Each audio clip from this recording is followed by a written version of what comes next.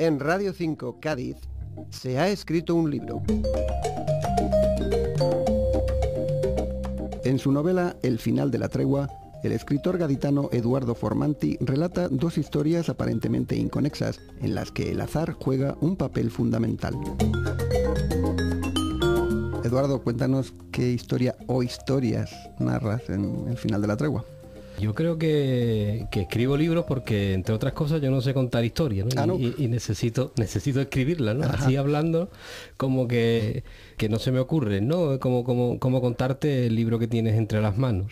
Digamos que El final de la tregua se llama así porque todos los personajes de esta novela pues están sometidos a esa tregua, y la novela narra el momento en el que se acaba esa tregua. Son dos historias que en principio parece que van paralelas, y ahí lo dejo, donde una discurre sobre todo en la ciudad de Cádiz y tiene un ritmo trepidante donde van ocurriendo muchísimas cosas, con un tinte de novela negra, y luego tiene una segunda historia que va paralela a esta, que es mucho más reflexiva, es más lenta y discurre en torno al faro de Trafalgar, ¿no? que es la portada tan bonita que tiene este libro. Dos historias, dices, con ritmos muy distintos. Eso me imagino que te habrá obligado a escribir también de manera distinta ambas historias, ¿no? Sí, eso precisamente cuando estaba elaborando esta novela, pues uno se pregunta, ¿y yo por qué me meto en estas cosas, ¿no? con lo sencillo que es escribir lineal, ¿no? Claro.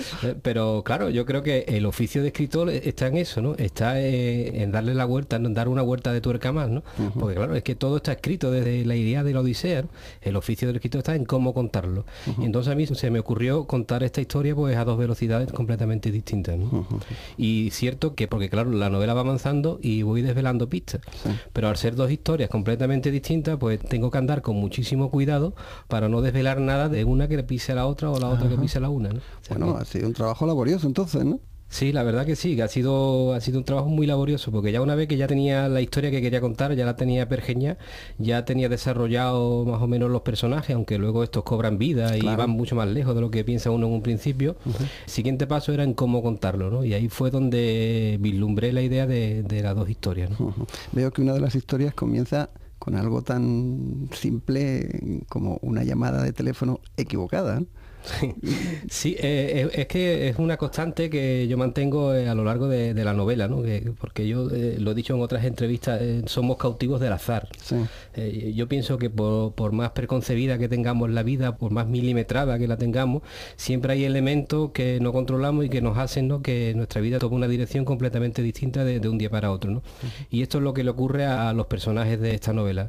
En concreto, en una de las historias es un abúlico contable que una tarde así soporífera pues decide llamar a su casa, pensando que la que estaba al otro lado de la línea telefónica era su esposa, y empieza pues a proponerle ciertos temas un poco, ¿no? Una llamada calentita. Una llamada calentita, como se diría vulgarmente. Pero ¿qué ocurre? Que al otro lado del teléfono se había equivocado al marcar el número y había otra persona que no tenía nada que ver con su esposa. Le dijo que sí, que estaba todo muy bien, pero que estaba llamando a una clínica dental. Pero que no obstante que le encantaría, ¿no? Y entonces a partir de ahí, pues claro, ya empieza a elucubrar este señor y se va metiendo en una serie de problemas, ¿no? Pero por supuesto, como hemos iniciado, ¿no?, esta pregunta, es por producto del azar. Y en la otra historia ocurre lo mismo.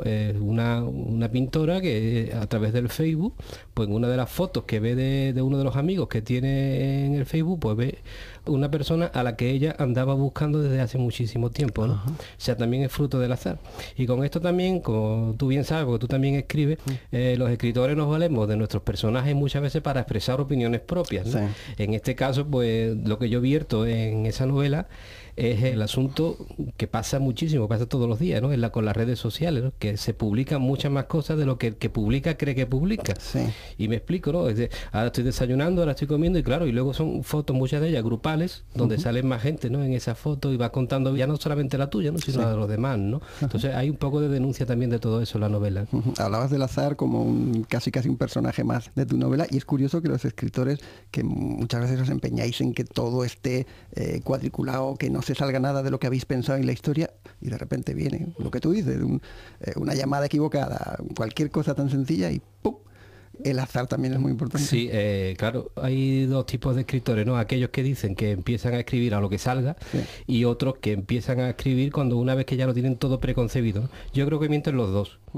Que ni el que dice que escribe a lo que salga está siendo sincero, porque sí, de alguna manera ya tiene vislumbrado lo que quiere escribir, y aquel que dice que lo tiene todo controlado antes de escribir tampoco, ¿no? Porque conforme va avanzando, pues va cambiando, ¿no? Como tú bien dices, por producto del azar. Claro. Y además que muchas veces tú creas un personaje que crees que va a dar mucho de sí, y cuando llega el tercer capítulo te das cuenta que no da más, que hay otros personajes secundarios que abren todo un abanico de posibilidades, ¿no? Y ahí influye muchísimo el azar, ¿no?